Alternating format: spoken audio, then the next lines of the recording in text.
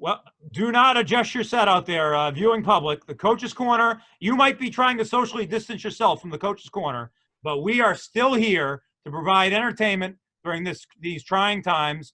I'm joined, as always, remotely, at least the boxes might not be 6 feet apart, but we are, by Alan Foster, head women's basketball coach here at Midway. Coach, how's it going down there? Going great. I'm looking forward to this edition, as this is a multi-location, multi-site shoot, which is quite an advancement for the Coach's Corner. It is. We've been trying all year to take it on the road. We didn't know that a pandemic was going to make us do it. Well, yeah. we were slow to do our part, so the pandemic has forced us to take our show on the road, whether Dylan likes it or not.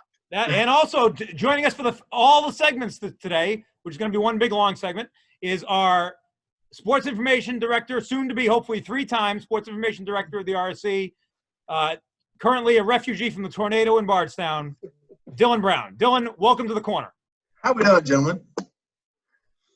How you holding up over there, Dylan? Oh, pretty good. The tornado has not hit yet. Cross your fingers. If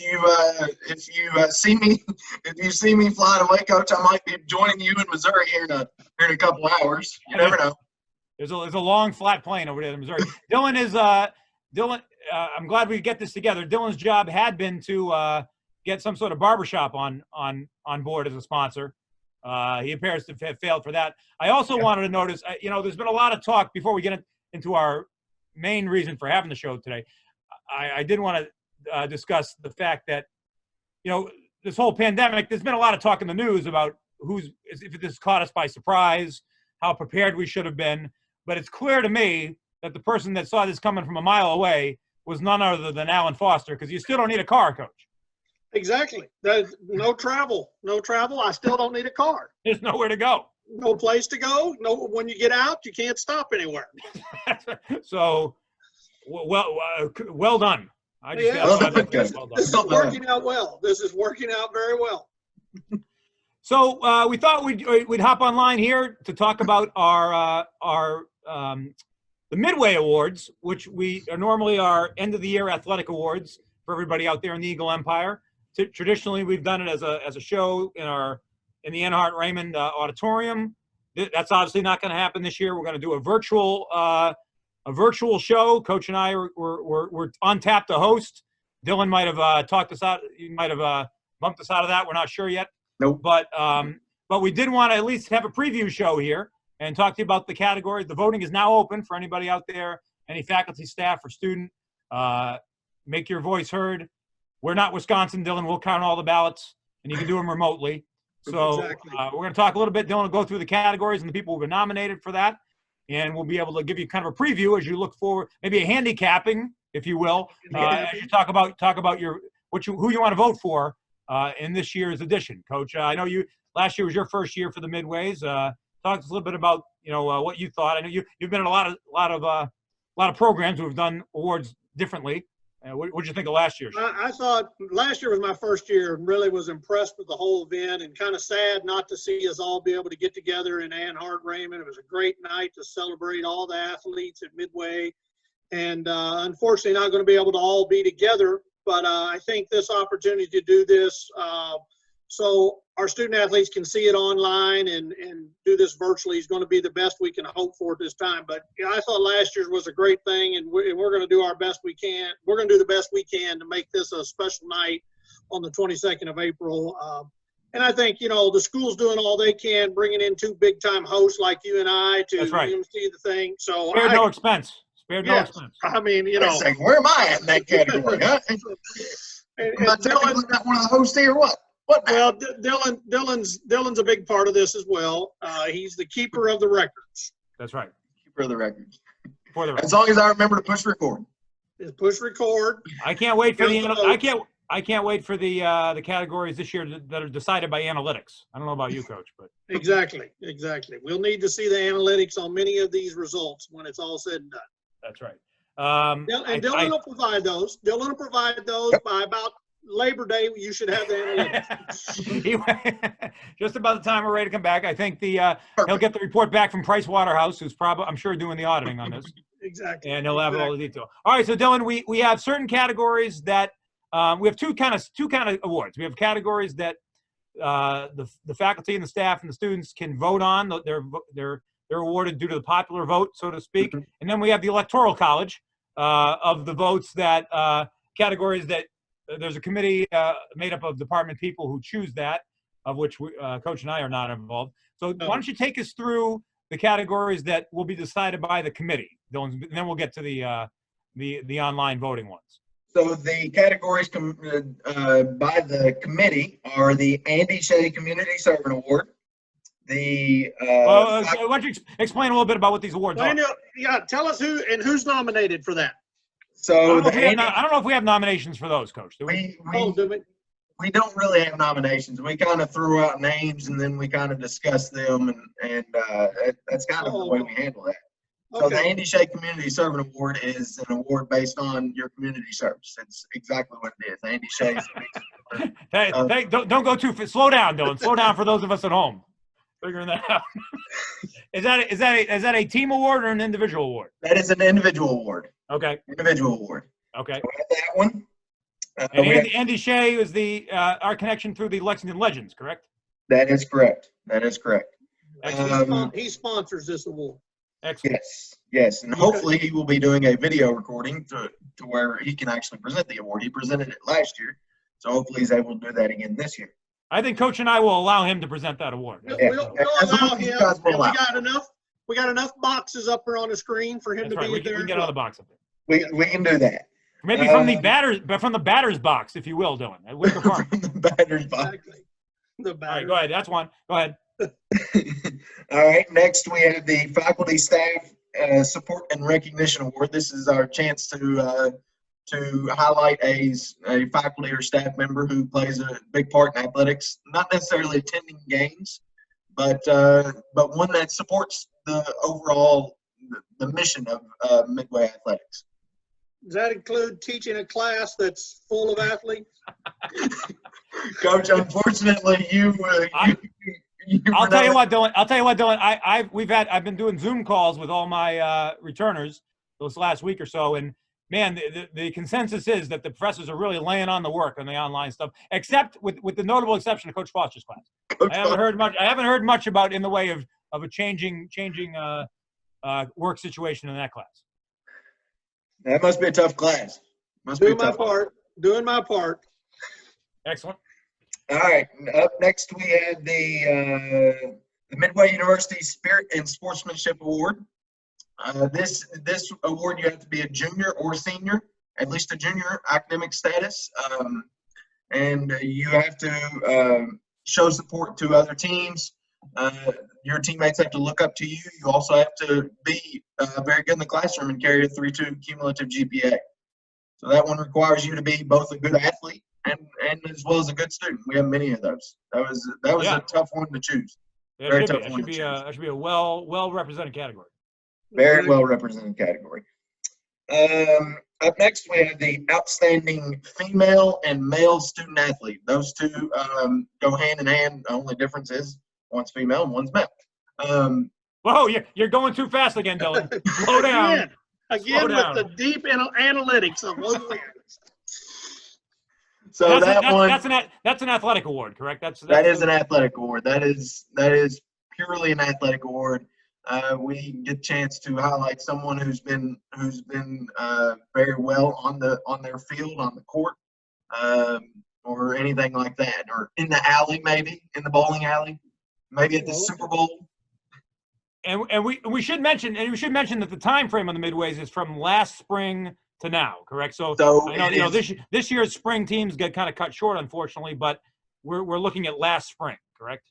So it goes from April 1st, 2019 to what would be March 30th, 2020. So unfortunately, like we said, it was cut short for those spring sports. Right. Okay.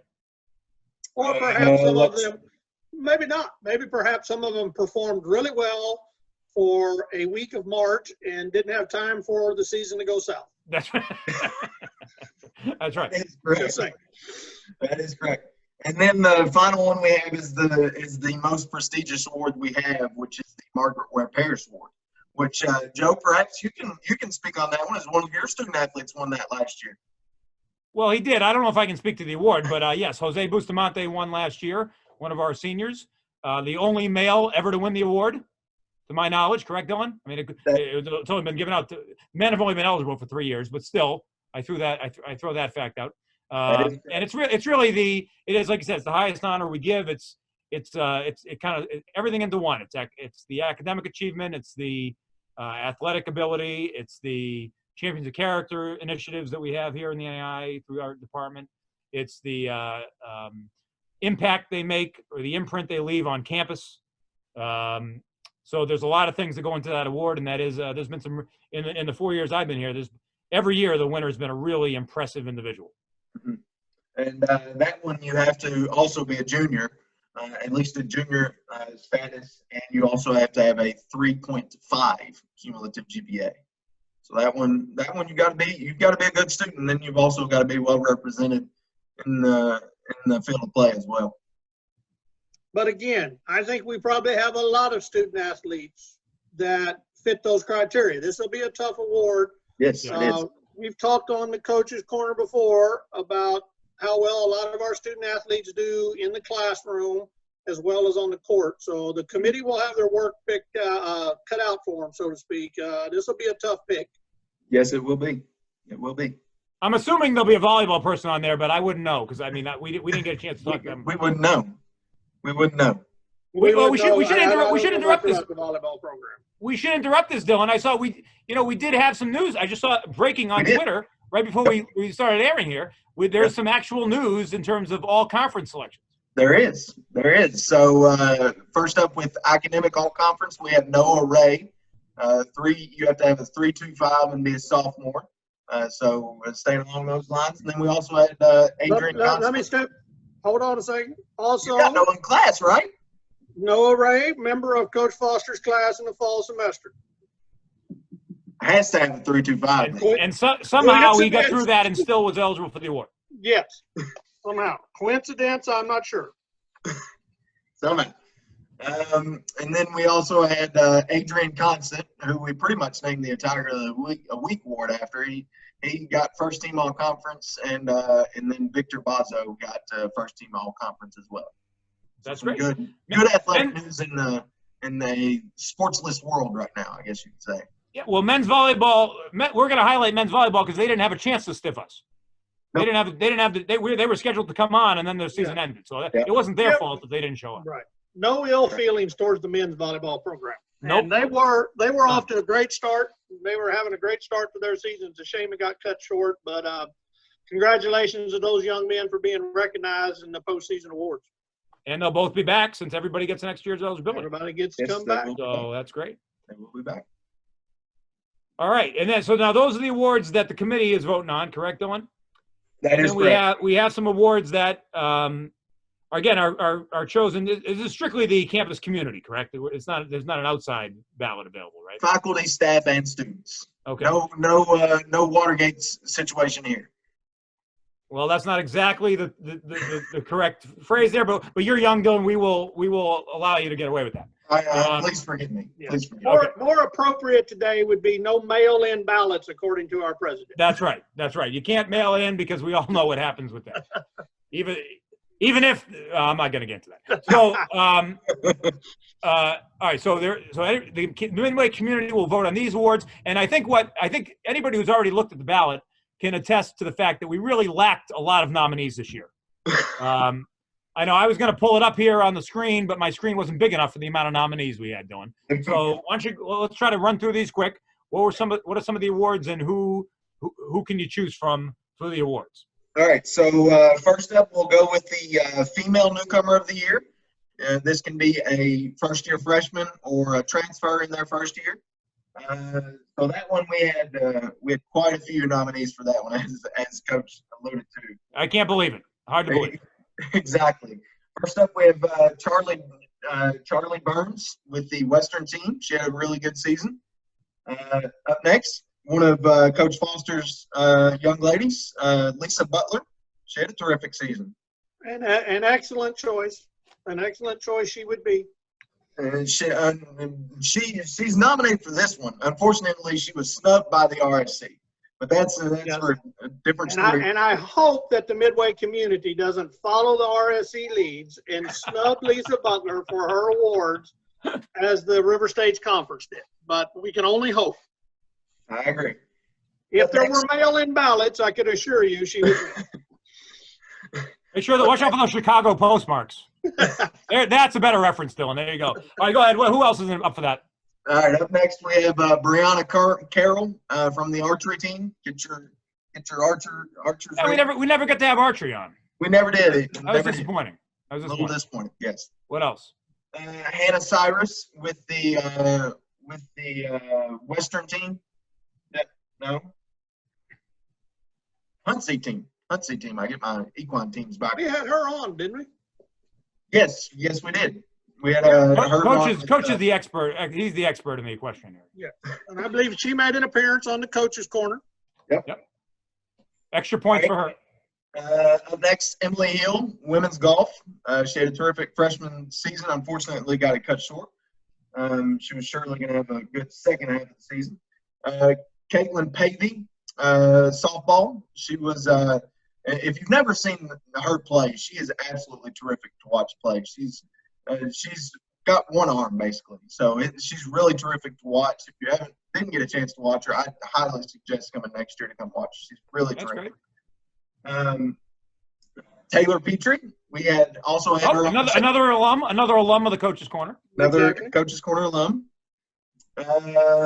Claire Smith, another Coach's Corner alum in women's tennis. We knew what we were doing. We got the guests that everybody wanted to hear from. We got the high profile guest booked on the show.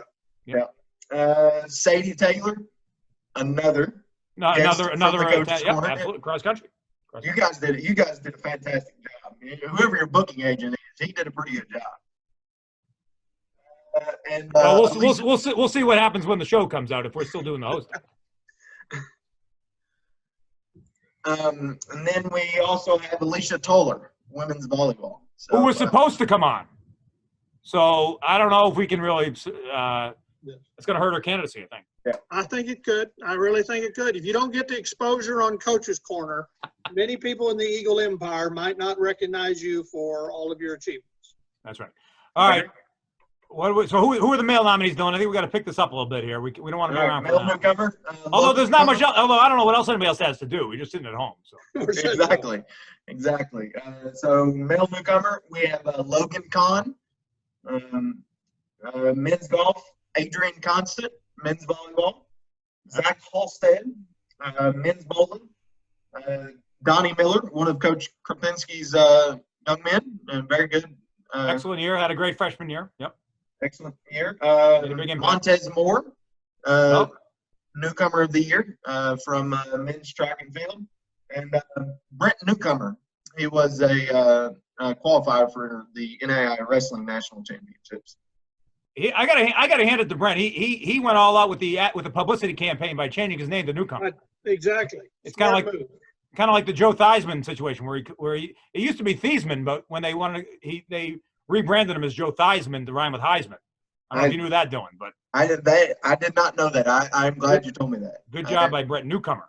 Yep. Yes. Good idea. Good idea.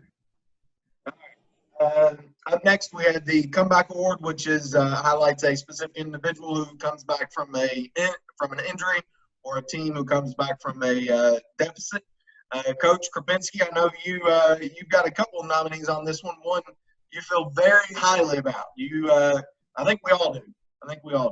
Well, I do. I don't want to. Well, who's kidding who? I do want to influence the voting, so I am going to throw our men's basketball hat in the ring, because we have a game nominee as well, which nobody asked me about. Nobody asked me about that one. I think you just put that in the line. But I am throwing the considerable weight of men's basketball behind Crizell Mitchell, who came back from an Achilles tear the summer before his junior year, which is about the worst injury any athlete can have. And he came back and had just such a great year for us, especially the second half of the year. Had multiple 20-point games, and was a big reason why we had the year we did and made the tournament. So that's That's my pick. As I told you, I think I might just announce his name if that's my category, regardless of the voting. But I don't think that's not how it works. Not how it works. So who else is in the mix with Crizel? All right, up next we also have Larissa Cousins, women's soccer. She tore her ACL. Also tough. That's tough. Also a tough injury. Emily Chandler she missed some of the cross country season, came back in indoor track and field. Kayla Darty from the she is from the Huntsy team, I believe. Yeah, Huntsy team. Huntsy. So did she get bucked off and got back on? I do not think she got bucked off and got back on. Are any of the horses up for consideration? None of the horses are up for consideration. Okay. Although they might be trying to vote. Who knows? Let's see. Coach, you guys came back from 19 points down against Oakland City to win that one. And then we also had women's volleyball erase a 2-0 deficit against Cincinnati Clearmont. A lot of good nominees there. As we said though before we left here, I think this is the 2020 Midway. So the 2021 Midways comeback of the year has already been decided. I don't even think we're going to have to vote on that, Dylan, because we all know next year's comeback is going to be spring sports. Spring sports is the favorite for comeback of the year next year. They will be tough to beat. They will be very tough to beat. Tough to beat. All right. So up next we have outstanding individual performance. That one highlights it is exactly the way it sounds. An individual who does really well in a specific event. Let's see. First up, we have Ryan Davis, baseball. He had a good game against Bethel, and a win there. Sarah Jo Calhoun from softball team. She pitched a shutout against the number 20 team in the country, USC Beaufort. Beaufort, yeah, that's a good. I remember that. That was on their trip this year. Yep.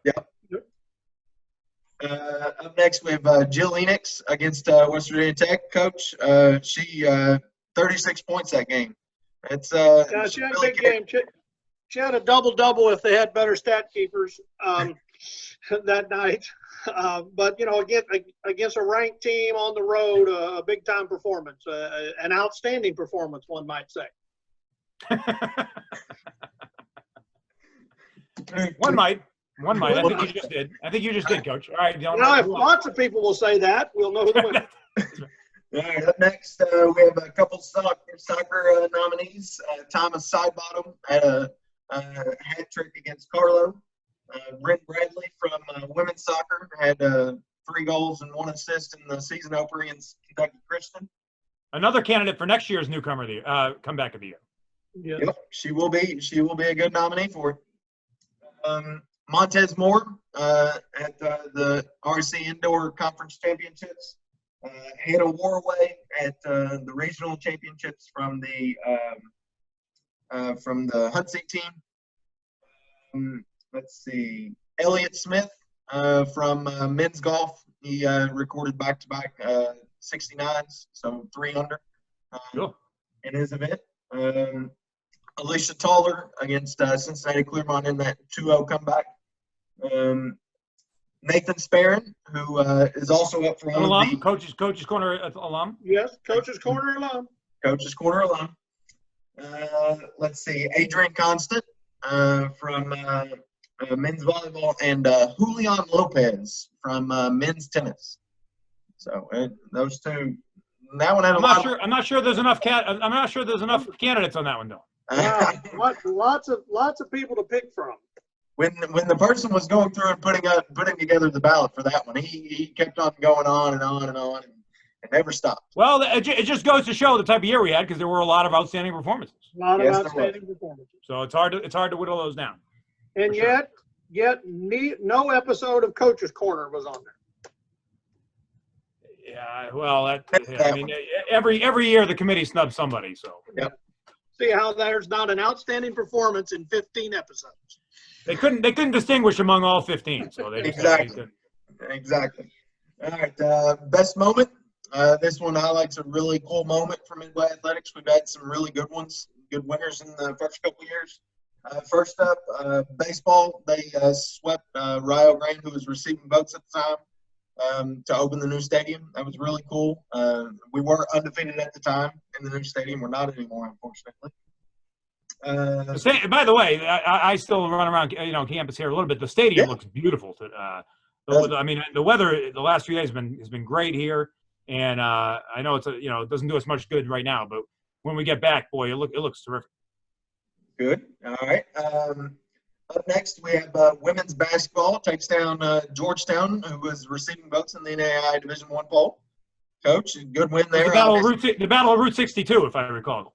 The Battle of Route 62, and was a great night. Girls played extremely well that night, and it was really cool for that kind of rivalry game, and for us to play like we did was really, really a good night.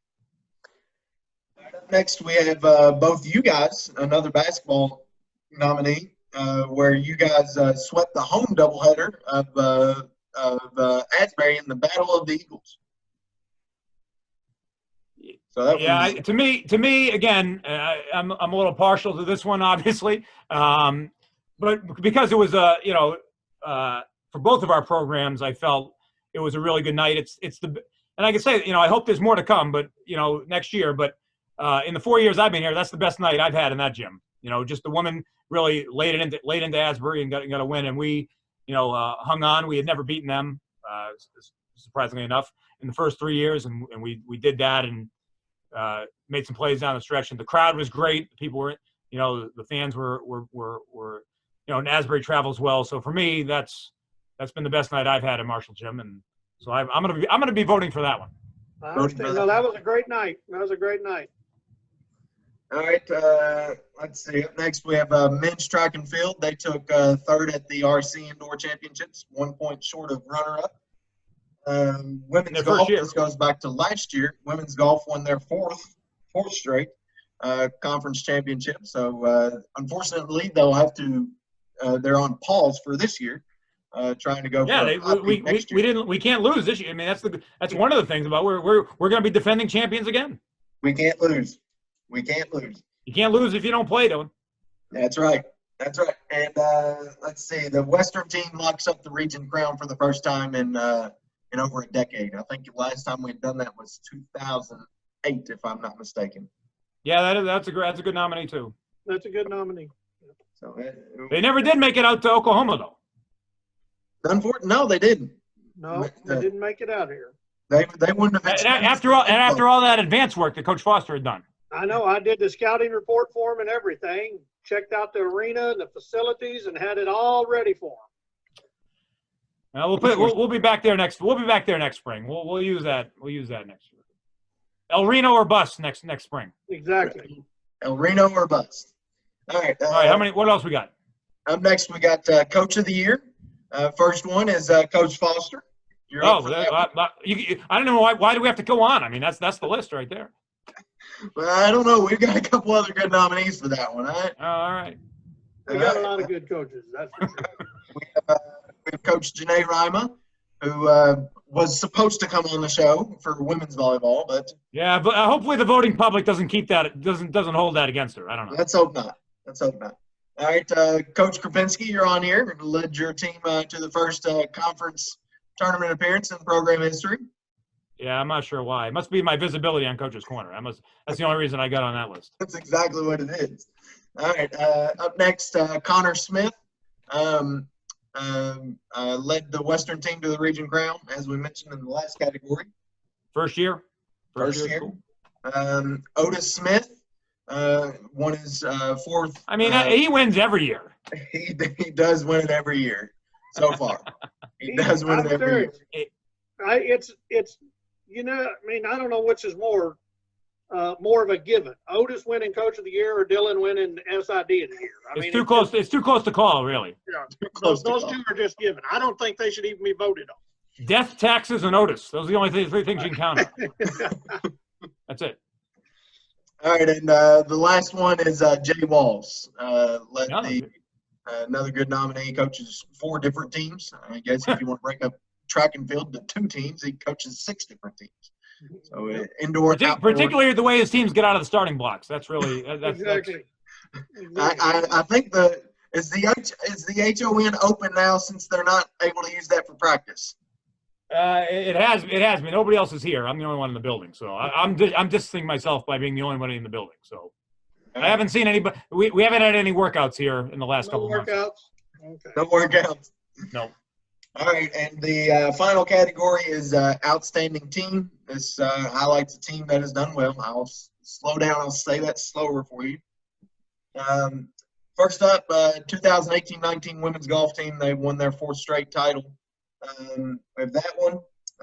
With this year's men and women's basketball teams. So both your teams. Coach Foster, those are separate entries, however, right, Dylan? those are separate. You can't vote them as a group. No, it's not like the entry over Churchill. No, okay. You can't vote them as a group. If you want to set up your trifecta, be sure to set up a box. Okay. Robbie Shea will give you instructions on how to do that. All right. So we have the 2 basketballs. Those are separate. The men's track and field team, as we mentioned, they finished 3rd in their first year as a program, so good showing for them. Yep. And the last one is the Western team. They had won their first region crown. So that was a tough category. You got well deserved. Well deserved. We had there were some teams. I mean, I thought our team had a good year, but there were some other teams in there that had really good years for sure. Yes, they did. That's another tough category for people to vote on. Vote early. Vote early, vote often. That's what we say. That's what we say. Exactly. But you can only vote once.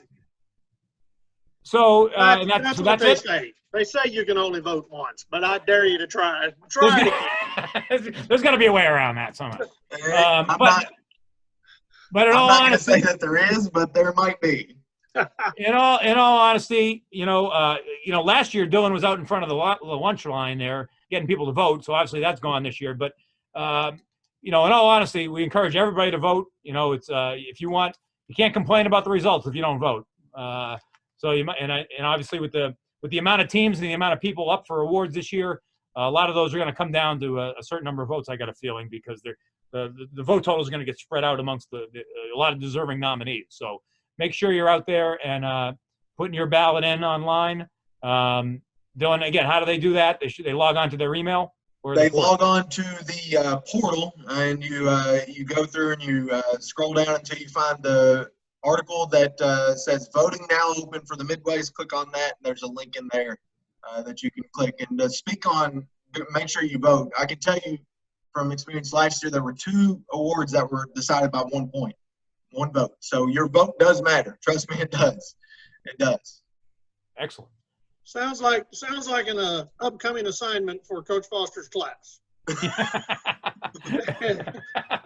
credit. Who really wants to get the extra credit? Who are you going to vote extra for? Credit if you vote in the Midways. You got well, right. yeah, and you get extra credit if you vote for Coach Foster's team. Exactly. Make sure you get a screenshot of that. So that's great. And the voting opened a couple of days ago, right, Dylan? How's the early voting process been? How do the exit polls look? Early Have there been good numbers?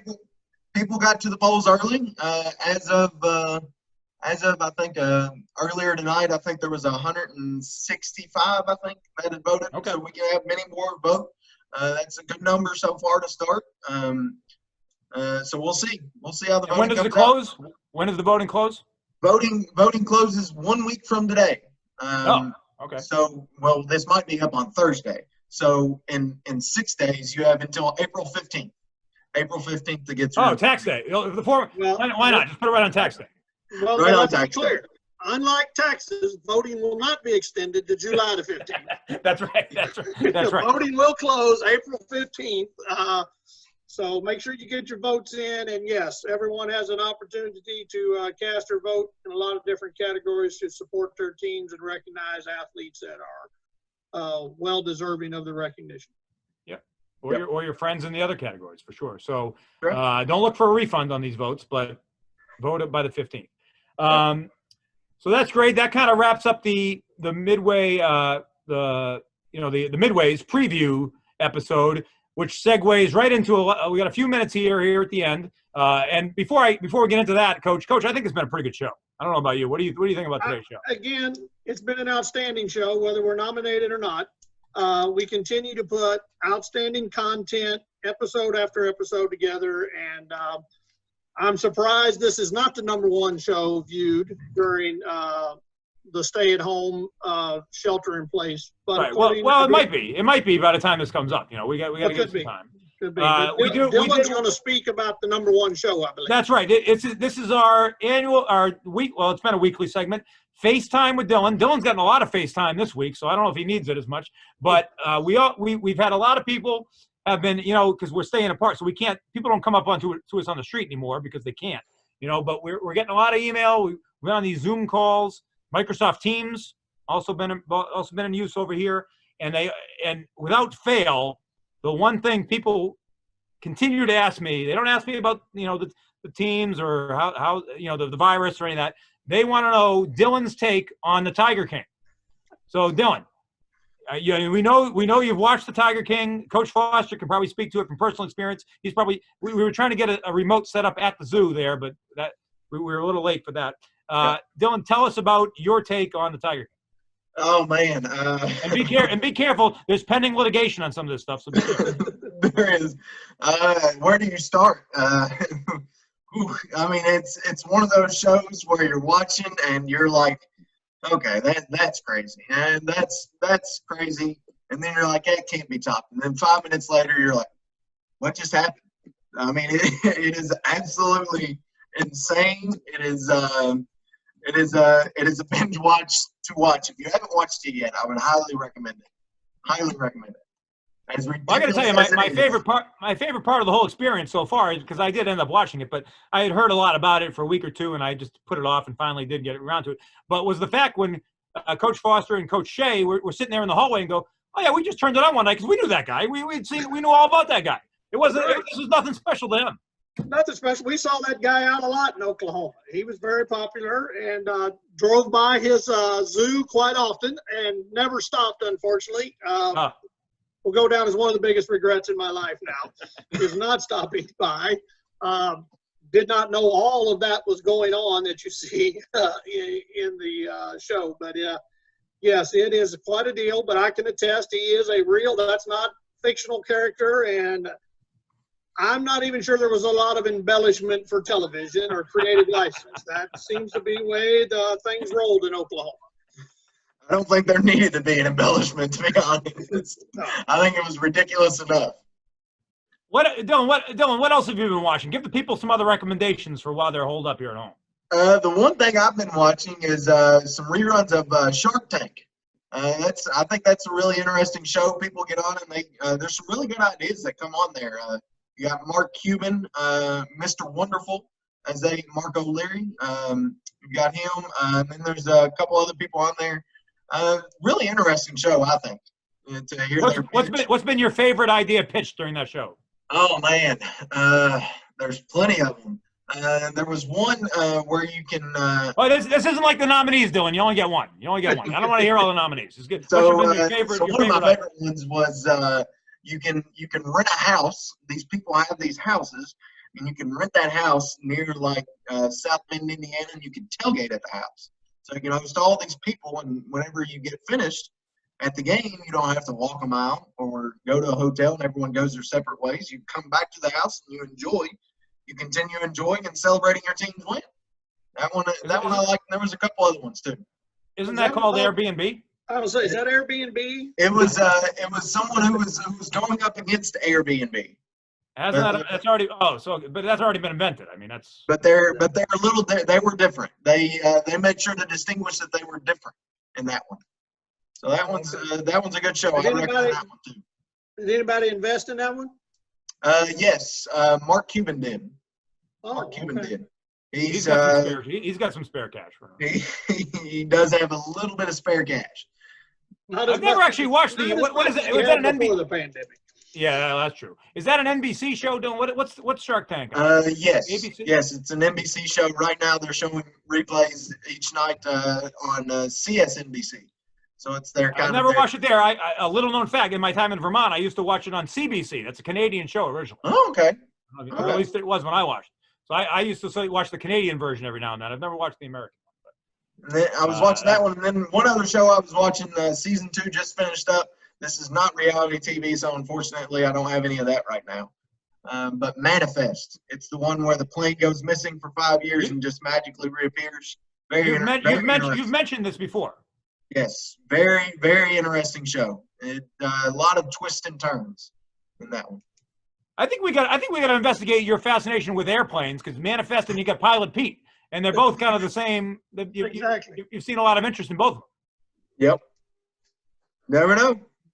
We can confirm that Pilot Pete, and we weren't going to mention this, but we'll go ahead and mention it since Coach mentioned his name. He is a commercial pilot for Delta Airlines. Well, at least he was. I mean, there weren't a whole lot of people flying around the country right now. Exactly. Not a lot of flights going out.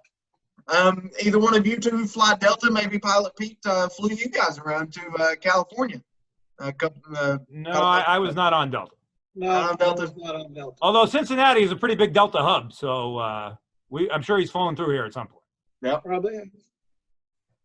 All right. Well, that's Coach. You got anything else you want to add to the? Well, just the only thing that I thought we missed, and I know you would be up to date. What's going on in the horse racing world? Do we have anything for corner handicapping? Oh, well, it seems to be the only sport that seems to be semi-active. Well, that's true. This is the time for esports and horse racing. This is their time. We have had some interesting.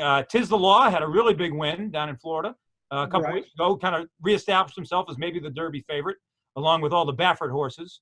The Baffert horses are starting to run now. They all came out to Arkansas. We're down to pretty much Florida and Arkansas, Gulfstream, Tampa Bay Downs, Oaklawn. They're kind of still running on the weekends, along with Will Rogers Downs and Fauner Park up in Nebraska.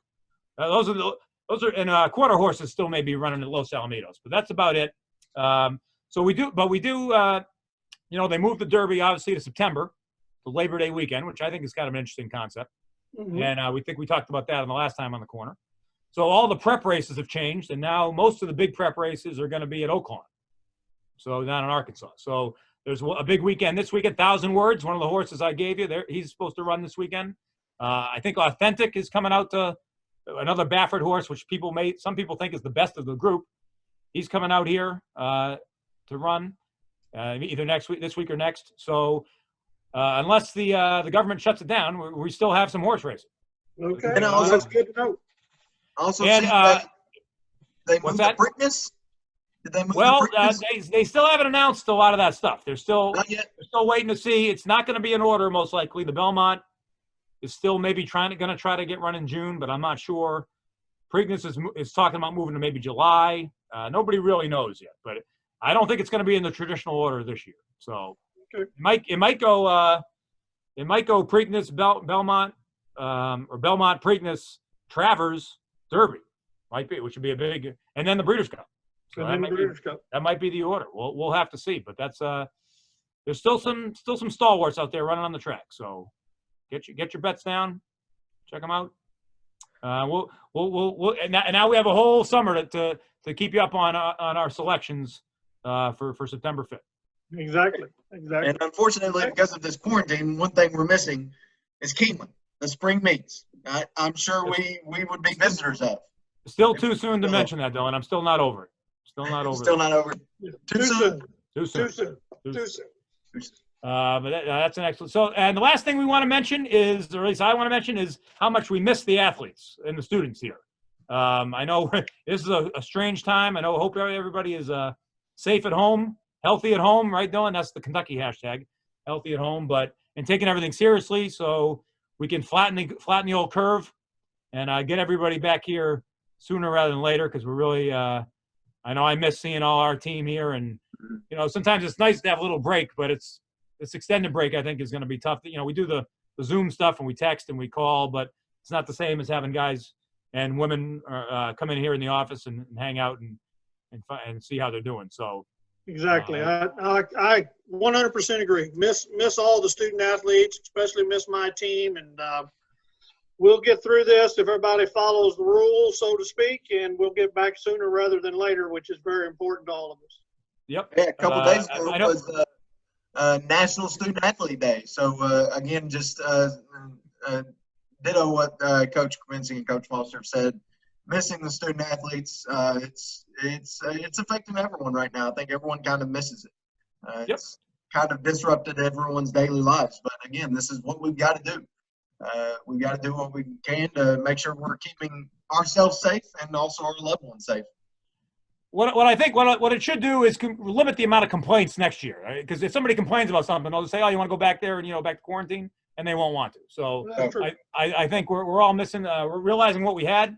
I know most of my guys have registered for the fall. For those people out there who are still doing that, everybody's working here on campus. Working, they're just not on campus. So make sure you reach out to your advisor, get registered, or take care of what you need to take care of, so we can get everybody back and look forward to a great 2021 here at Midway. Exactly. Well, that kind of wraps up the show. Again, look for us on April 22nd or thereby, close to it, as we will be announcing the winners for the Midways. Coach Krupinski and I are looking forward to hosting that show and announcing the winners from all those great nominees that we went over today.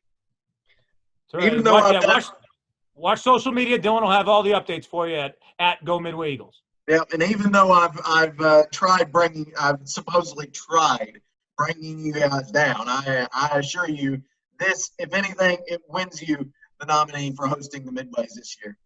I think I agree. Locks it up. Yeah, we're all in agreement. Sign the paper. We're all in agreement. All right, thanks for out there for watching. Really appreciate everybody joining, taking a little time with us, and we look forward to seeing everybody for the Midways on the 22nd.